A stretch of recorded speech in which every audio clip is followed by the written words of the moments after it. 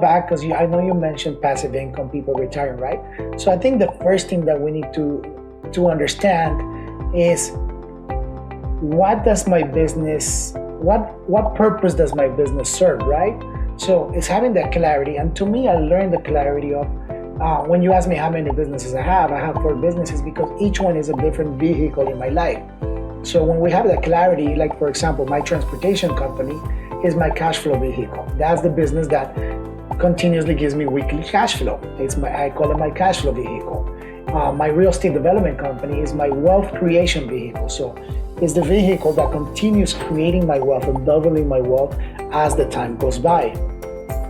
My technology company is my passive income vehicle that I take money from my cash flow, I take money from my wealth creation, and I put it here.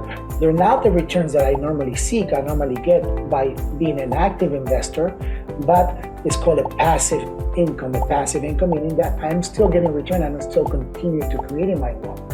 And the last one is my God-given talent, which is to teach and educate entrepreneurs on how to live this balanced life, how to live life to the fullest, how to scale their company to the millions, how are they able to exit their companies. And it's kind of that vehicle is creating that legacy that if I teach you how to become successful, you're going to be successful forever, and then you're also going to teach somebody else eventually once you become successful. So it's a legacy that keeps going. It's a passive legacy, right?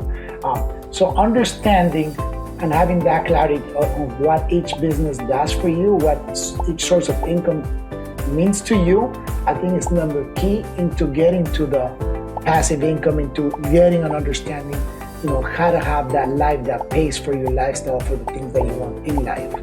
But also to be a realist. So